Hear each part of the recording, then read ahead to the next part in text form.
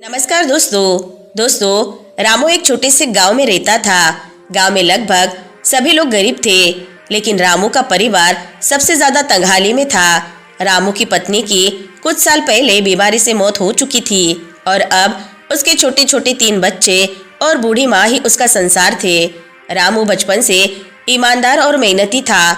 उसने खेतों में मजदूरी करके अपना गुजारा किया था, लेकिन पिछले कुछ वर्षों से गांव में लगातार सूखा पड़ा हुआ था। खेती बर्बाद हो चुकी थी और मजदूरी के अवसर भी खत्म हो गए थे। उसकी माँ अक्सर उसे समझाती थी, रामू मेहनत करो, भगवान पर भरोसा रखो, वक्त हमेशा एक जैसा नहीं रहता। लेकिन जब बच्चों के पेट में खाना नहीं होता और माँ की दवाइयों के पैसे जुटाना मुश्किल हो जाता, तो रामू को अपनी ईमानदारी पर संदेह होने लगता। एक दिन उसने थककर कहा, माँ मेहनत करने से पेट भर जाता तो मैं कभी गलत रास्ते पर नहीं जाता। धीरे धीरे हालात ने रामू को मजबूर कर दिया। एक रात उसने चोरी करने का फैसला किया।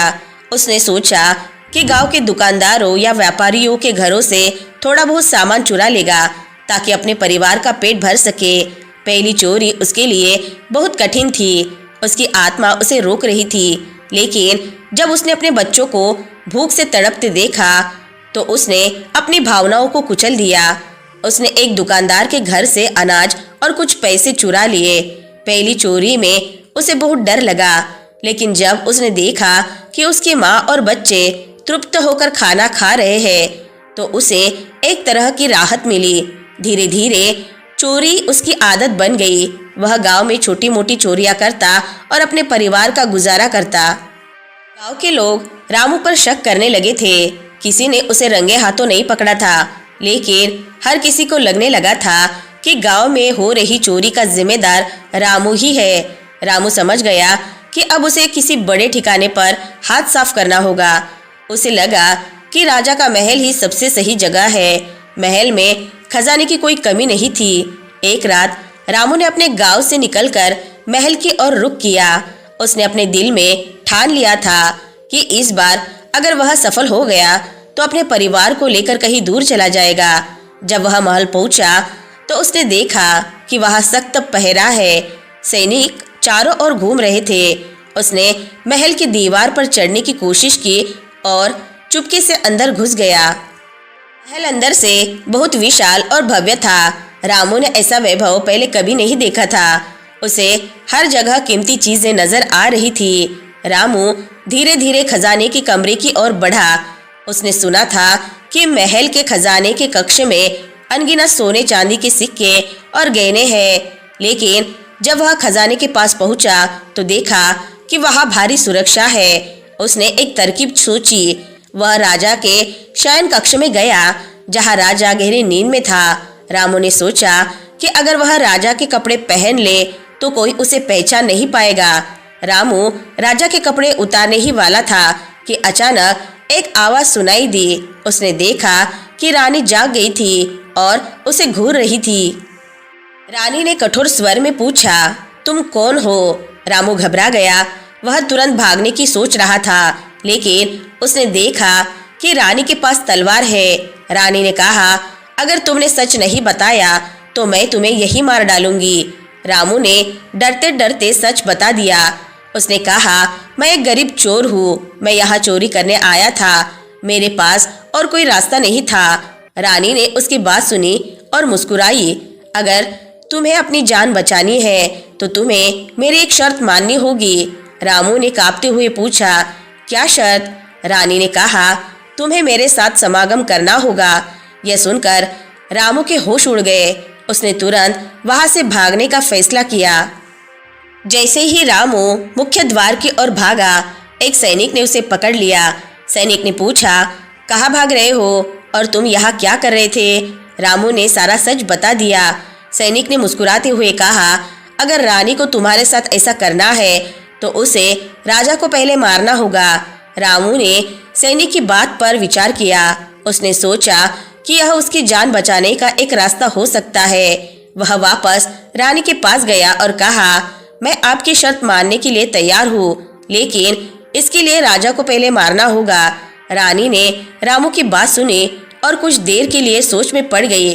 रानी राजा से लंबे समय से नाराज थी। राजा का व्यवहार उसके प्रति कठोर था और वह अक्सर अपनी इच्छाओं और महत्वाकांक्षाओं के कारण रानी को अनदेखा करता था। रामू की बात सुनकर उसके भीतर का गुस्सा उभर आया। रानी ने कठोर स्वर में कहा, अगर राजा इस महल में नहीं रहेगा तो यह सारा खजाना मेरा होगा, लेकिन मुझे यकीन कैसे होगा कि तुम मेरे प्रति वफादार होगे।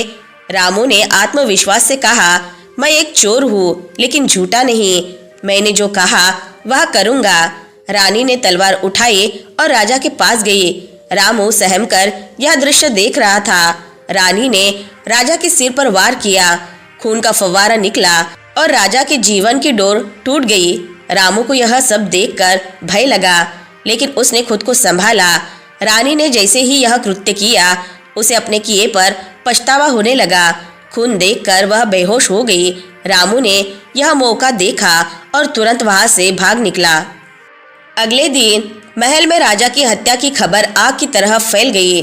पूरे राज्य में शोक छा गया।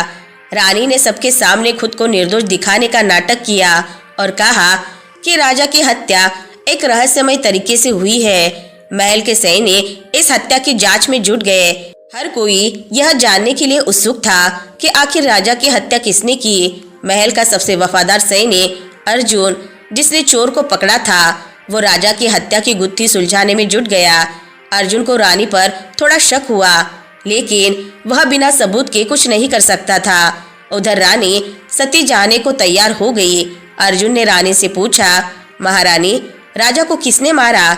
आपको कुछ पता है?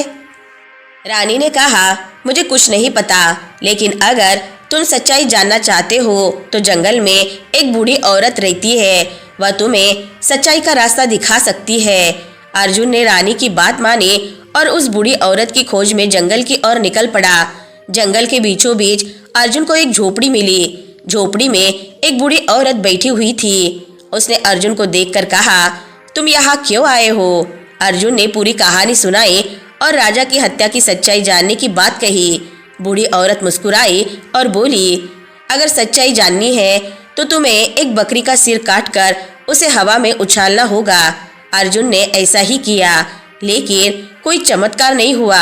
बूढ़ी औरत ने उसे एक गुफा का रास्ता बताया और कहा, उस गुफा में तुम्हें सच्चाई मिलेगी। अर्जुन जब गुफा में पहुंचा तो उसने वहां एक सुंदर लड़की को देखा। लड़की बहुत ही आकर्षक और मृदुभाषी थी। वह अर्जुन से बात करने लगी।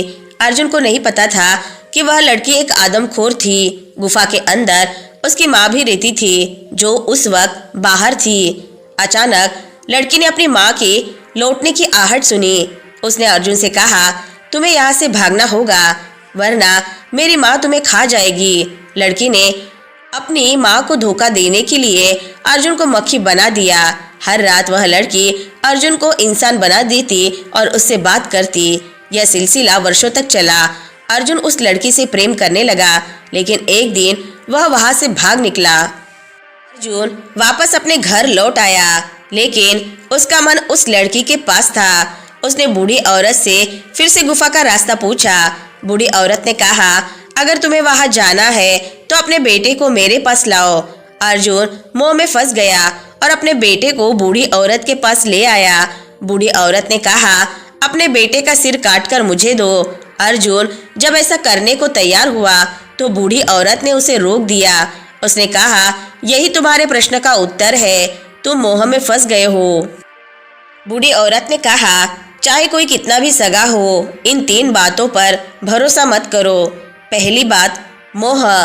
मोह में इंसान सही गलत का फर्क भूल जाता है और गलत कर बैठता है, जैसा रानी ने किया और आज तुम करने जा रहे थे। दूसरा, क्रोध। क्रोध केवल बर्बादी लाती है। क्रोध में इंसान अपना आपा खो बैठता है और वो कर बैठता है जो उसे खुद के लिए हानिकारक होता है। तीसरा, चोरी।